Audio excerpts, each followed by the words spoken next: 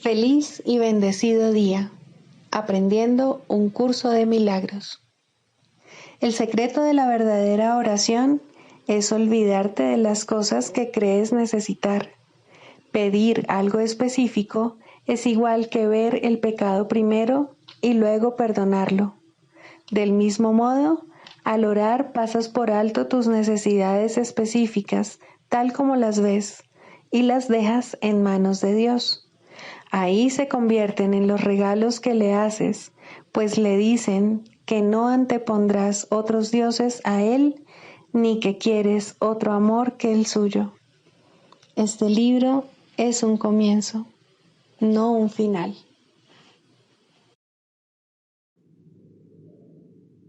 Del prefacio, que postula, párrafo 10. Lo opuesto a ver con los ojos del cuerpo es la visión de Cristo, la cual refleja fortaleza en vez de debilidad, unidad en vez de separación y amor en vez de miedo.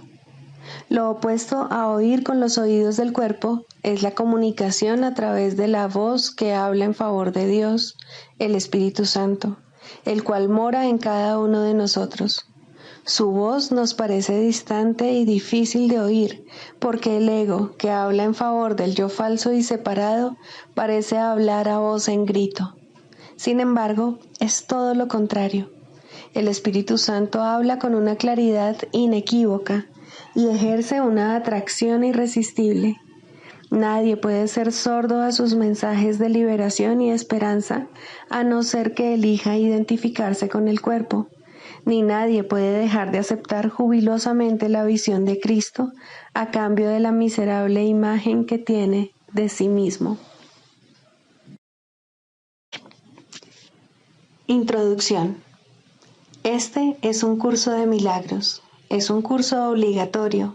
Solo el momento en que decides tomarlo es voluntario.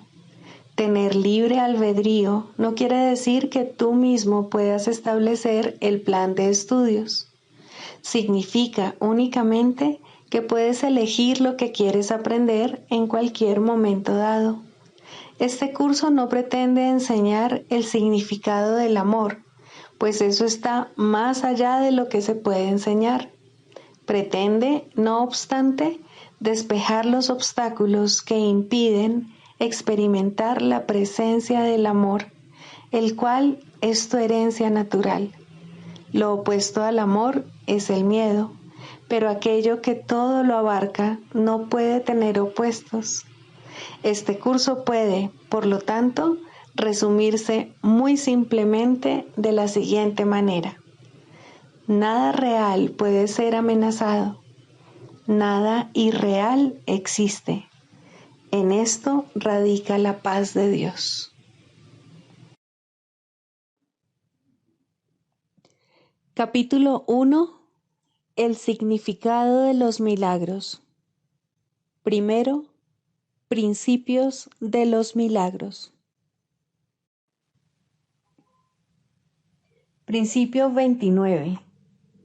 Los milagros alaban a Dios a través de ti. Lo alaban al honrar a sus creaciones, afirmando así la perfección de las mismas. Curan porque niegan la identificación con el cuerpo y afirman la identificación con el espíritu.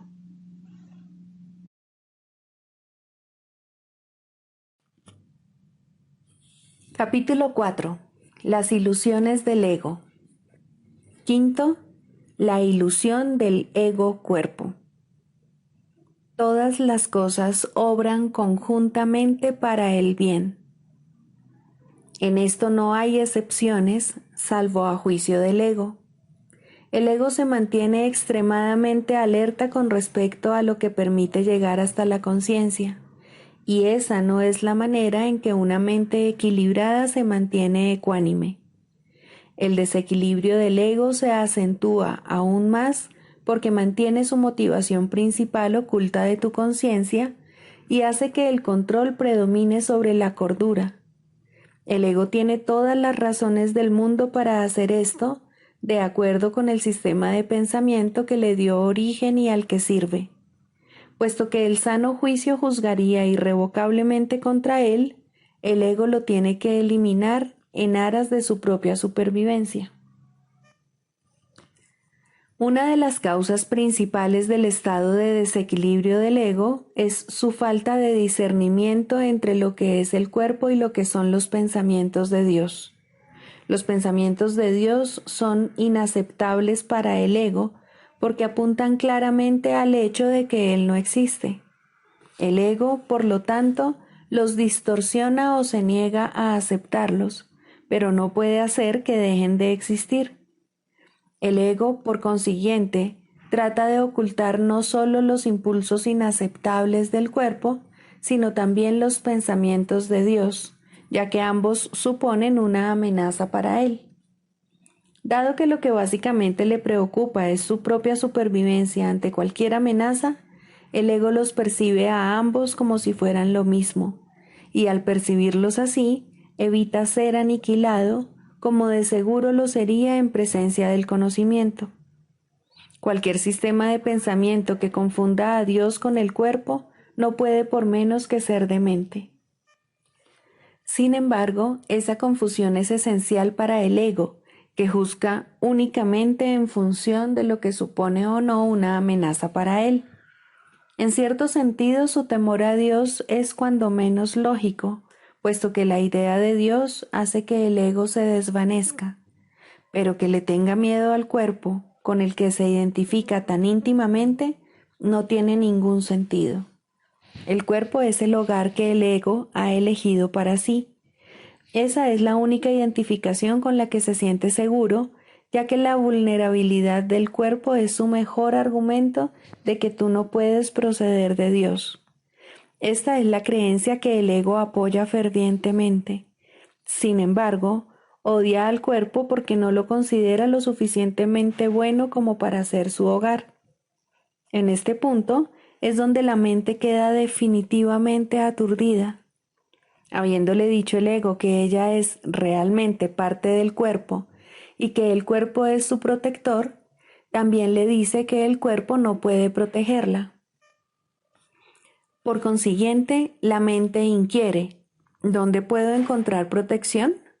A lo que el ego responde: en mí. La mente, y no sin razón, le recuerda al ego que él mismo ha insistido que con lo que ella se tiene que identificar es con el cuerpo, de modo que no tiene objeto recurrir a él para obtener protección. El ego no dispone de una respuesta plausible para esto, puesto que no la hay, pero sí dispone de una solución típica: eliminar la pregunta de la conciencia. Una vez fuera de la conciencia, la pregunta puede producir desasosiego, y de hecho lo produce, pero no puede ser contestada porque no puede ser planteada. Esta es la pregunta que debes hacerte: ¿a dónde debo acudir en busca de protección? Busca y hallarás no significa que tengas que buscar ciega y desesperadamente algo que no podrías reconocer. La búsqueda que tiene sentido se emprende conscientemente, se organiza conscientemente y se dirige conscientemente. El objetivo debe formularse claramente y luego tenerse siempre presente. Aprender y querer aprender son inseparables. Te resulta más fácil aprender cuando crees que lo que estás tratando de aprender tiene valor para ti. Ahora bien, no todo lo que tal vez quieres aprender tiene valor duradero. En realidad, muchas de las cosas que quieres aprender tal vez las hayas escogido precisamente porque su valor es efímero. El ego cree que es una ventaja no comprometerse con nada que sea eterno, ya que lo eterno solo puede proceder de Dios. La eternalidad es la única función que el ego ha tratado de desarrollar, si bien ha fracasado repetidamente. El ego transige con la cuestión de lo eterno, al igual que con todas las cuestiones que de algún modo tienen que ver con la verdadera pregunta, la cual espera encubrir y mantener fuera de la conciencia, ocupándose de asuntos marginales. La tendencia típica del ego de estar continuamente ocupado con nimiedades tiene como objeto apoyar ese propósito. Uno de sus ardides favoritos para obstaculizar el aprendizaje es embarcarse en problemas diseñados de tal manera que su resolución sea imposible. La pregunta que nunca formulan quienes se embarcan en tales maniobras dilatorias es ¿para qué? Esa es la pregunta que tú tienes que aprender a plantear en relación con todo. ¿Qué propósito tiene esto? Sea cual fuere, dirigirá tus esfuerzos automáticamente.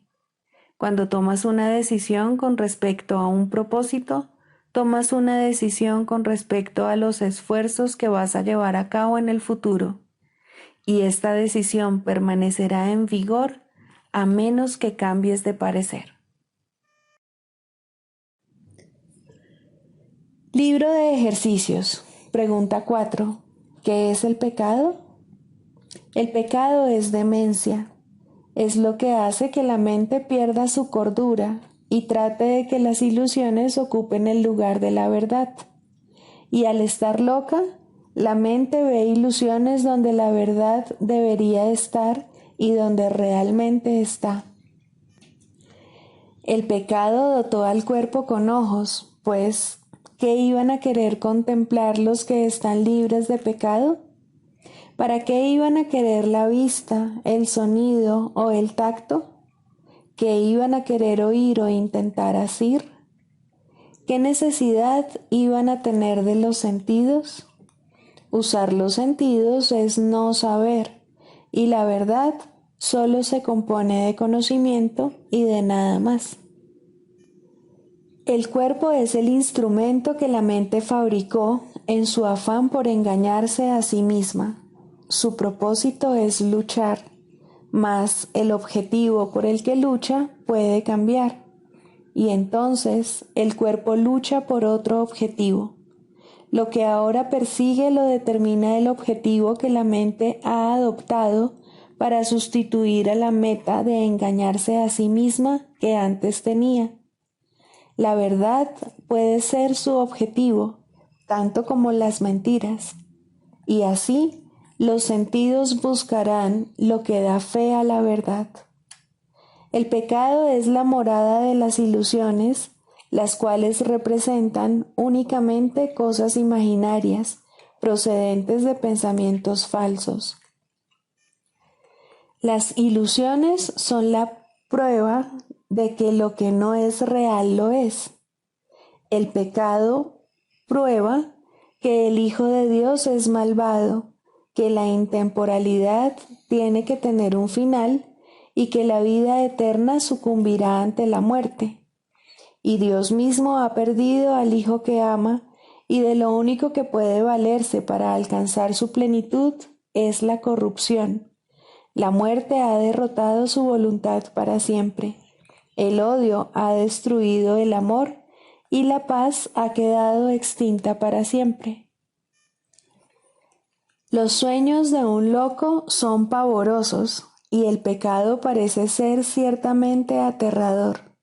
Sin embargo, lo que el pecado percibe no es más que un juego de niños. El Hijo de Dios puede jugar a haberse convertido en un cuerpo que es presa de la maldad y de la culpabilidad, y a que su corta vida acabe en la muerte. Mientras tanto, su Padre ha seguido derramando su luz sobre él y amándolo con un amor eterno que sus pretensiones no pueden alterar en absoluto. ¿Hasta cuándo, Hijo de Dios, vas a seguir jugando el juego del pecado? ¿No es hora ya de abandonar esos juegos peligrosos? ¿Cuándo vas a estar listo para regresar a tu hogar? ¿Hoy quizá? El pecado no existe. La creación no ha cambiado. ¿Deseas aún seguir demorando tu regreso al cielo? ¿Hasta cuándo, Santo Hijo de Dios, vas a seguir demorándote? ¿Hasta cuándo? Lección 257. que no me olvide de mi propósito. Si me olvido de mi objetivo, no podré sino estar confundido e inseguro acerca de quién soy, y así mis acciones no podrán sino ser conflictivas. Nadie puede estar al servicio de objetivos contradictorios y servirlo bien. Tampoco puede desenvolverse sin que se abata sobre él una profunda angustia y depresión. Resolvamos hoy, por lo tanto, recordar lo que queremos realmente, para así unificar nuestros pensamientos y acciones de manera que tengan sentido y para llevar a cabo únicamente lo que Dios quiere que hagamos este día. Padre, el perdón es el medio que tú has elegido para nuestra salvación. No permitas que nos olvidemos hoy de que no tenemos otra voluntad que la tuya. Y así, nuestro propósito tiene asimismo que ser el tuyo, si queremos alcanzar la paz que tú has dispuesto para nosotros.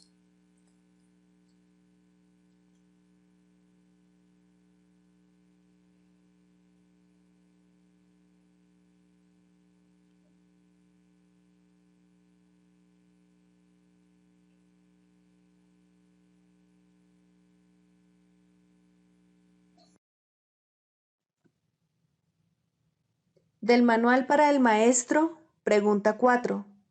¿Cuáles son las características de los maestros de Dios? 4. Mansedumbre. Para los maestros de Dios, el daño es algo imposible. No pueden infligirlo ni sufrirlo. El daño es el resultado de juzgar.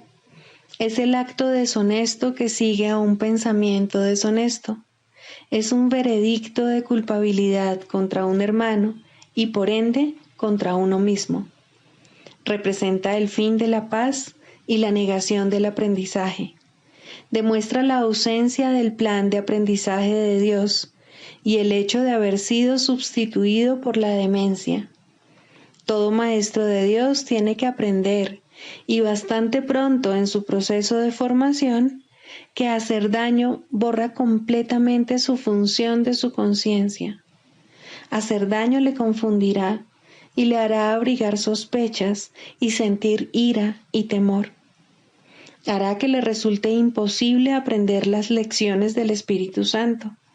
Tampoco podrá oír al Maestro de Dios, quien solo puede ser oído por aquellos que se dan cuenta de que hacer daño, de hecho, no lleva a ninguna parte y de que nada provechoso puede proceder de ello. Los maestros de Dios, por lo tanto, son completamente mansos. Necesitan la fuerza de la mansedumbre, pues gracias a ella, la función de la salvación se vuelve fácil. Para los que hacen daño, llevar a cabo dicha función es imposible. Pero para quienes el daño no tiene significado, la función de la salvación es sencillamente algo natural. ¿Qué otra elección, sino esta, tiene sentido para el que está en su sano juicio? ¿Quién, de percibir un camino que conduce al cielo, elegiría el infierno? ¿Y quién elegiría la debilidad que irremediablemente resulta de hacer daño cuando puede elegir la fuerza infalible, todo abarcante e ilimitada de la mansedumbre? El poder de los maestros de Dios radica en su mansedumbre, pues han entendido que los pensamientos de maldad no emanan del Hijo de Dios ni de su Creador. Por lo tanto, unen sus pensamientos a aquel que es su fuente, y así su voluntad, que siempre fue la de Dios, queda libre para ser como es.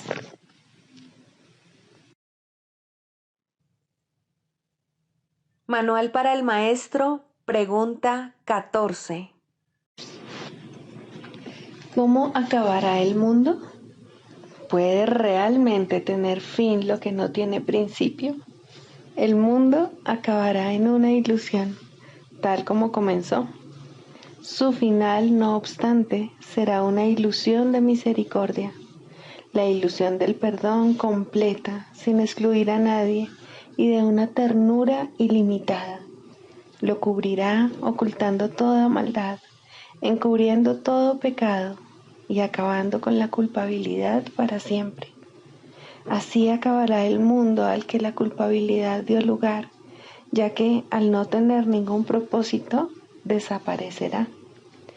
El origen de las ilusiones es la creencia de que tienen un propósito, de que satisfacen alguna necesidad o de que conceden algún deseo. Si se perciben como desprovistas de propósito, dejan de verse. Al reconocerse su inutilidad, desaparecen. ¿De qué otra manera, si no, terminan todas las ilusiones? Se llevaron ante la verdad y la verdad no las vio. Simplemente pasó por alto lo que no tenía sentido. Mientras el perdón no sea completo, el mundo seguirá teniendo un propósito. Es el hogar donde nace el perdón, donde crece y donde se vuelve más fuerte y abarcador. Aquí se le alimenta, pues es aquí donde se le necesita. Es benévolo Salvador, nacido donde el pecado fue concebido y donde la culpabilidad parecía real. Este es su hogar, porque aquí ciertamente se le necesita. Él trae consigo el fin del mundo. Es a su llamada a la que los maestros de Dios responden, dirigiéndose a Él en silencio para recibir su palabra. El mundo acabará cuando también todas las cosas que hay en él hayan sido correctamente juzgadas mediante su juicio. El mundo acabará con la bendición de la santidad sobre él. El mundo desaparecerá cuando ya no quede ni un solo pensamiento de pecado. No será destruido ni atacado y ni siquiera sufrirá el más mínimo rasguño. Simplemente dejará de parecer que existe. Ciertamente parece que esto se encuentra muy, pero muy lejos en el futuro. Cuando ya no quede ni un solo pensamiento de pecado, parece ser un efecto, un objetivo a largo plazo. Pero el tiempo se detiene y sirve al objetivo de los maestros de Dios. En el instante en que cualquiera de ellos acepte la expiación para sí mismo, no quedará ni un solo pensamiento de pecado. Perdonar un solo pecado no es más fácil que perdonarlos todos. La ilusión de que hay grados de dificultad es un obstáculo que el Maestro de Dios tiene que aprender a pasar y dejar atrás. Un pecado que un Maestro de Dios perdone completamente puede consumar la salvación. ¿Puedes comprender esto? No, esto no tiene ningún sentido para los que están aquí. Sin embargo, es la lección final con la que se restaura la unidad. Esto va en contra de la manera de pensar del mundo, pero recuerda que el cielo también va en contra. El mundo acabará cuando su sistema de pensamiento se haya invertido totalmente. Hasta entonces, algunos fragmentos de su totalidad darán todavía la impresión de tener sentido. La lección final, que trae consigo el fin del mundo, no puede ser captada por aquellos que aún no están preparados para abandonar el mundo e ir más allá de su limitado alcance. ¿Cuál es entonces la función del Maestro de Dios con respecto a esta lección final? Simplemente tiene que aprender cómo considerarla y estar dispuesto a encaminarse en esta dirección. Necesita confiar simplemente en que si Dios le dice que esta es una lección que él puede aprender, es porque la puede aprender. No juzga si es difícil o fácil. Su maestro se la señala y él confía en que él le enseñará cómo aprenderla. El mundo acabará con alegría porque es un lugar triste. Cuando la alegría haya llegado, el propósito del mundo habrá terminado. El mundo acabará en paz, porque es un campo de batalla. Cuando la paz haya llegado, ¿qué propósito podrá tener el mundo? El mundo acabará entre risas, porque es un valle de lágrimas. ¿Quién puede seguir llorando allí donde hay risa? Y solo el completo perdón da lugar a todo esto para bendecir al mundo. El mundo partirá en bendiciones, pues no acabará como comenzó.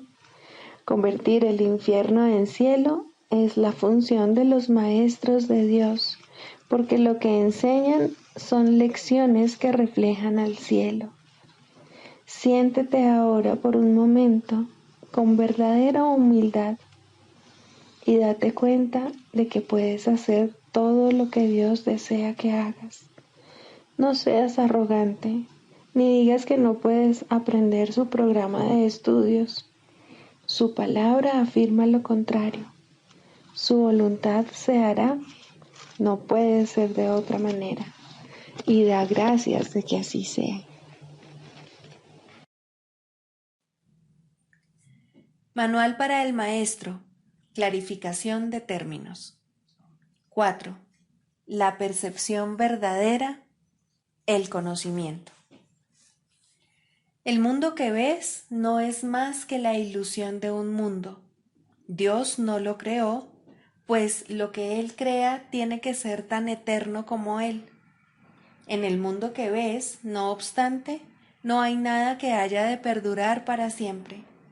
Algunas cosas durarán en el tiempo algo más que otras, pero llegará el momento en el que a todo lo visible le llegue su fin.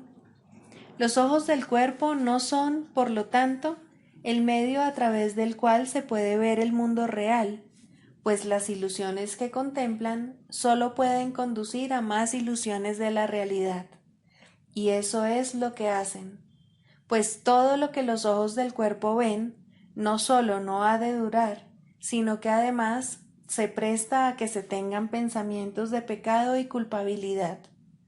Todo lo que Dios creó, por otra parte, está por siempre libre de pecado y por ende, por siempre libre de culpabilidad. El conocimiento no es el remedio para la percepción falsa, puesto que al proceder de distintos niveles jamás pueden encontrarse. La única corrección posible para la percepción falsa es la percepción verdadera.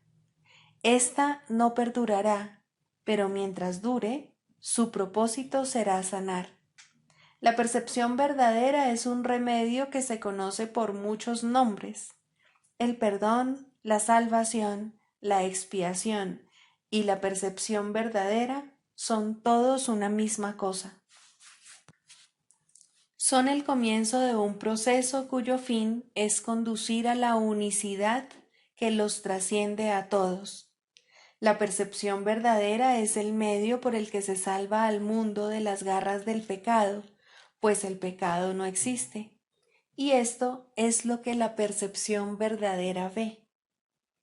El mundo se yergue como un sólido muro ante la faz de Cristo, pero la percepción verdadera lo ve solo como un frágil velo, tan fácil de descorrer que no podría durar más de un instante.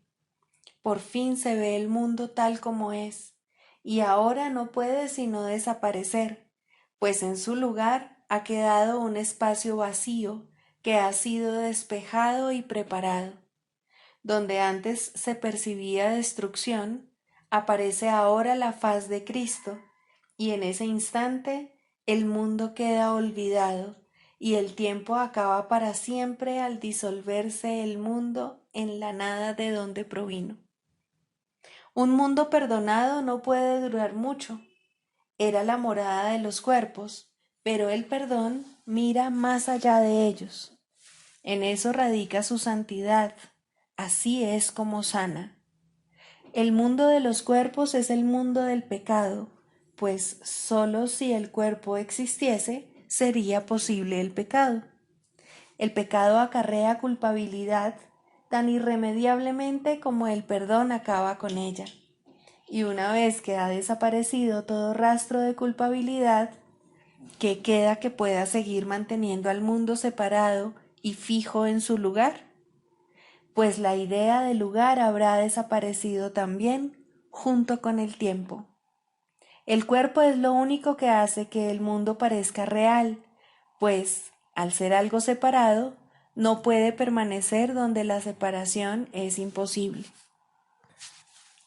El perdón prueba que es imposible porque no lo ve, y lo que entonces pasas por alto deja de ser comprensible para ti, tal como una vez estabas seguro de su presencia.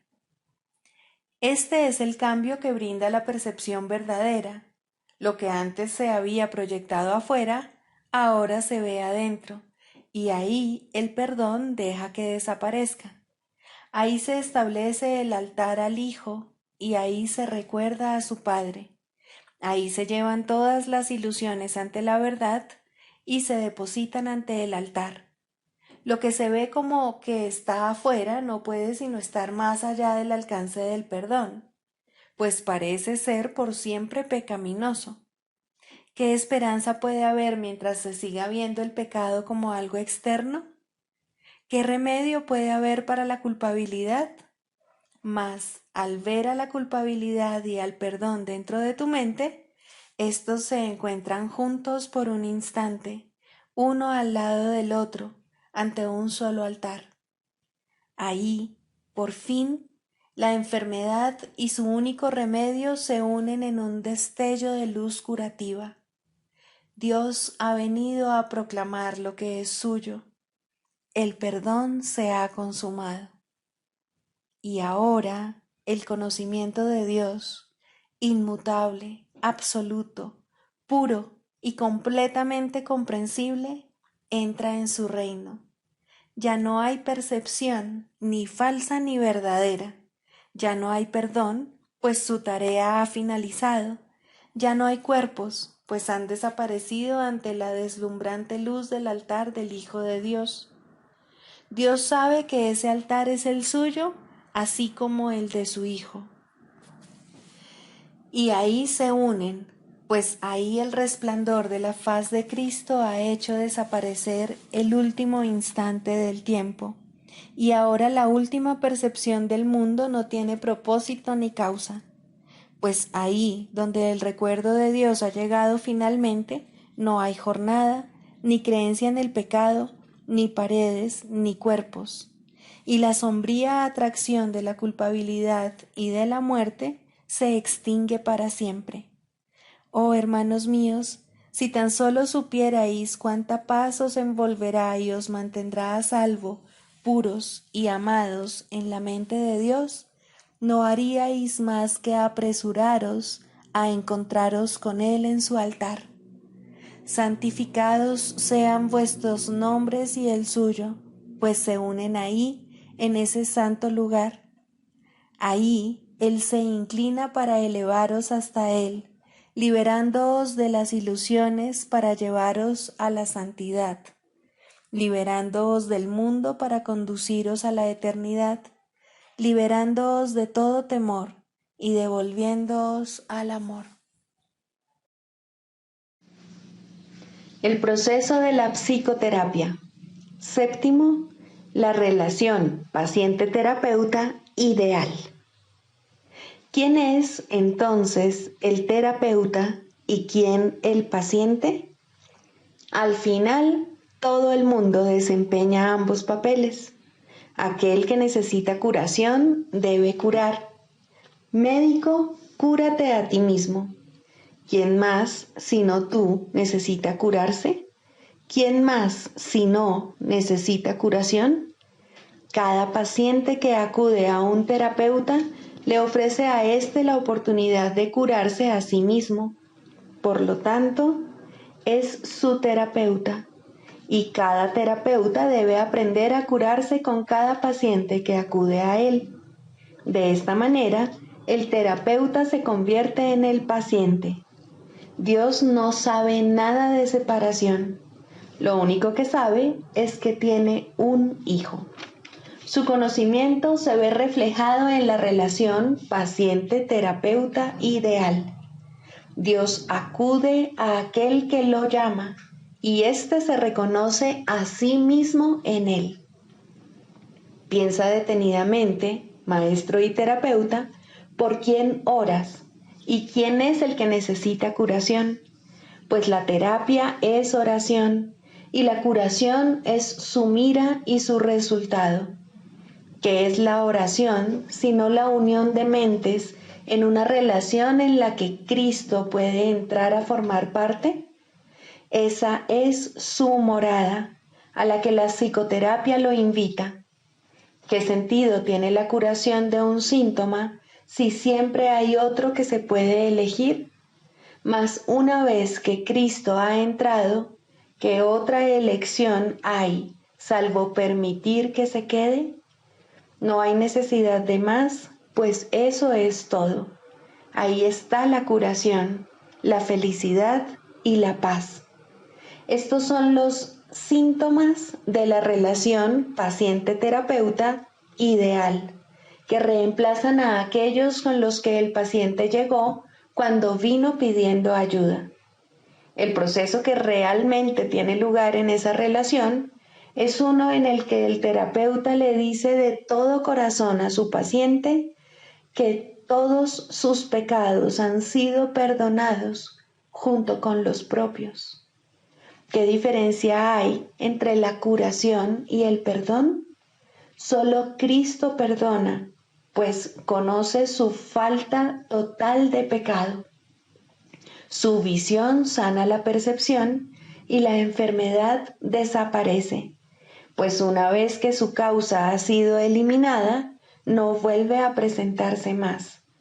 Para que esto tenga lugar, no obstante, se necesita la ayuda de un terapeuta muy avanzado, capaz de unirse al paciente en una relación santa, en la que todo sentido de separación finalmente se supere. Para ello se requiere una cosa y solo una: que el terapeuta no se confunda a sí mismo con Dios en modo alguno. Todo sanador no sanado cae en esta confusión fundamental de una u otra forma al considerarse como su propio creador en lugar de creado por Dios.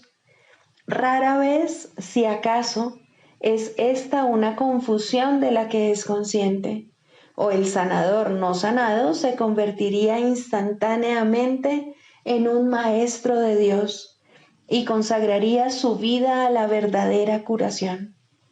Antes de llegar a este punto, pensó que estaba a cargo del proceso terapéutico y que, por lo tanto, era responsable de sus resultados.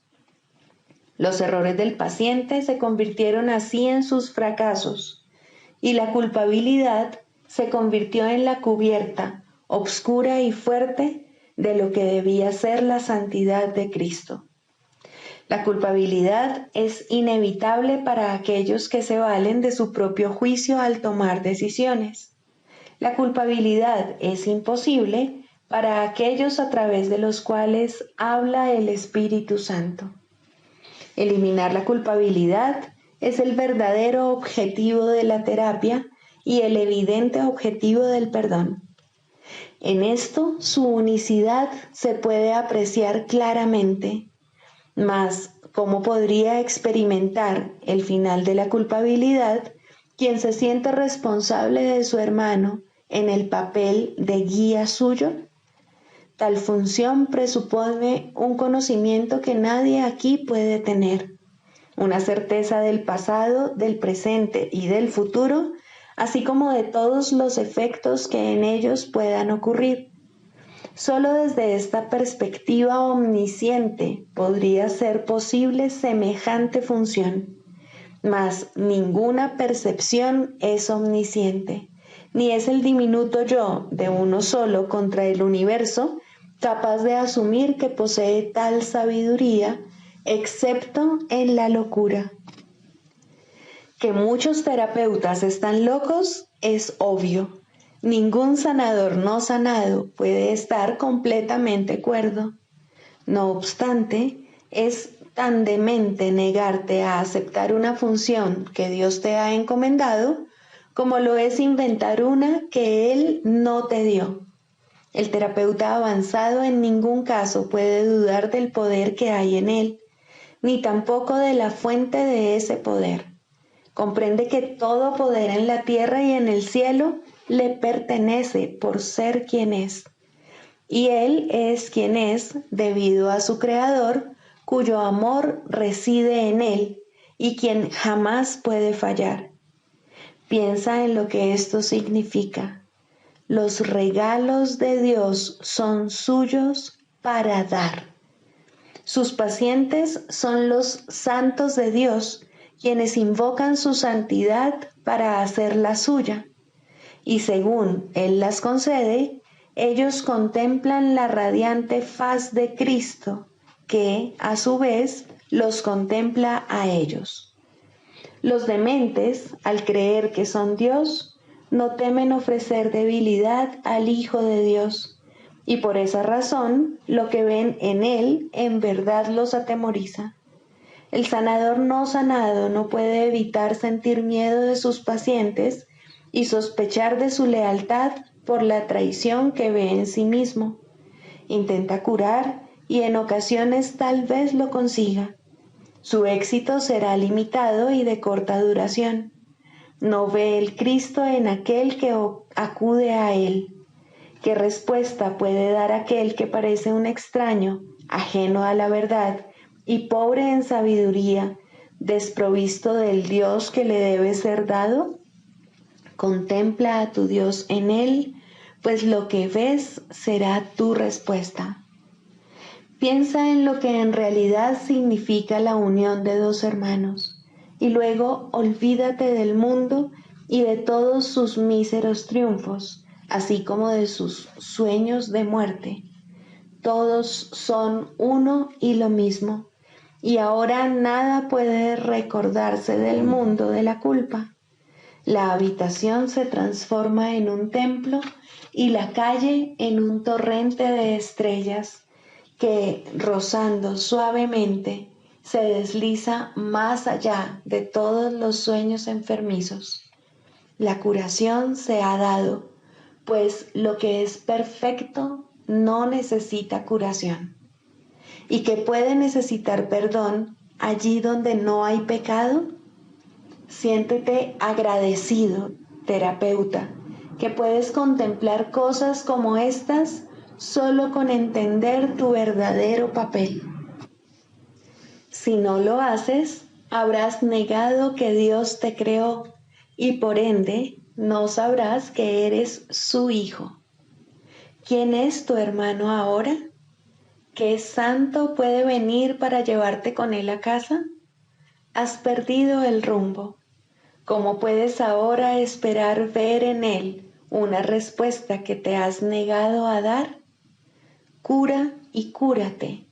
No hay otra alternativa que pueda jamás conducir a la paz. Deja entrar a tu paciente, pues viene a ti de parte de Dios.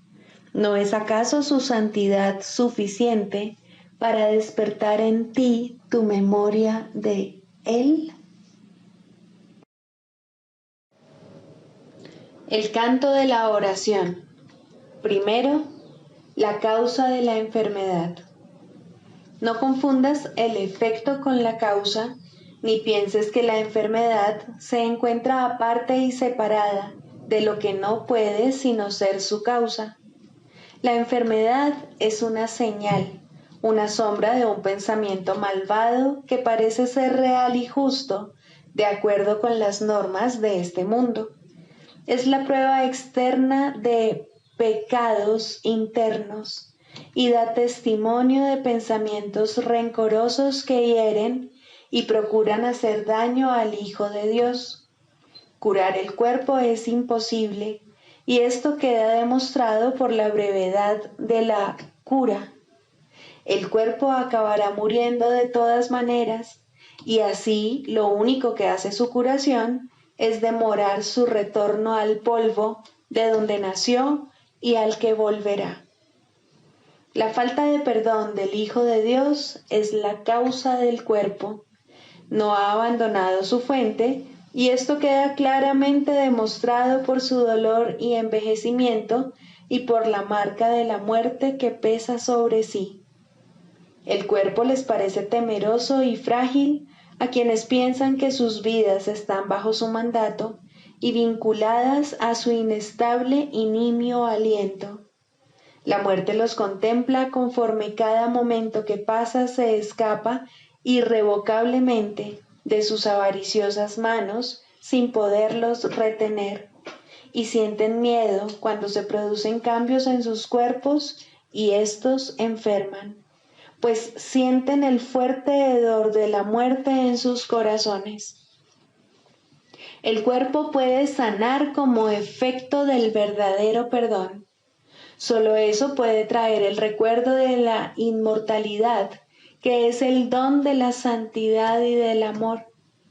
El perdón no puede sino ser concedido por la mente que comprende que debe pasar por alto todas las sombras que cubren la santa faz de Cristo, entre las cuales la enfermedad se debe considerar una de ellas. No es nada más que esto, la señal del juicio hecho de un hermano sobre otro hermano y del Hijo de Dios sobre sí mismo, pues ha condenado al cuerpo a hacer su prisión y olvidó que fue Él quien le adjudicó ese papel. Lo que el Hijo de Dios ha hecho, ahora Él mismo tiene que deshacerlo, pero no solo, pues se desprendió de la llave de la prisión, su santa impecabilidad y el recuerdo del amor de su Padre. No obstante, se le ha dado ayuda a través de la voz que su Padre puso en él.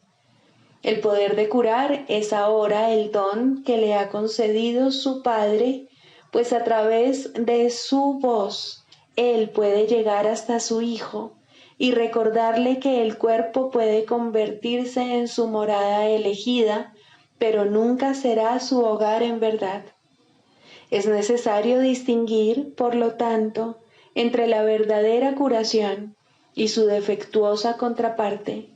El mundo de los opuestos es el lugar de la curación, pues, ¿qué podría necesitar curación en el cielo? Tal como en el mundo, la oración puede pedir desacertadamente y la aparente caridad perdonar para matar. Así la curación puede ser tanto falsa como verdadera, testigo del poder del mundo o del eterno amor de Dios.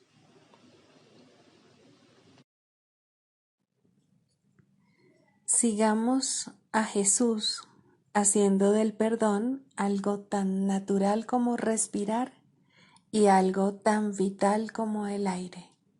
Amén.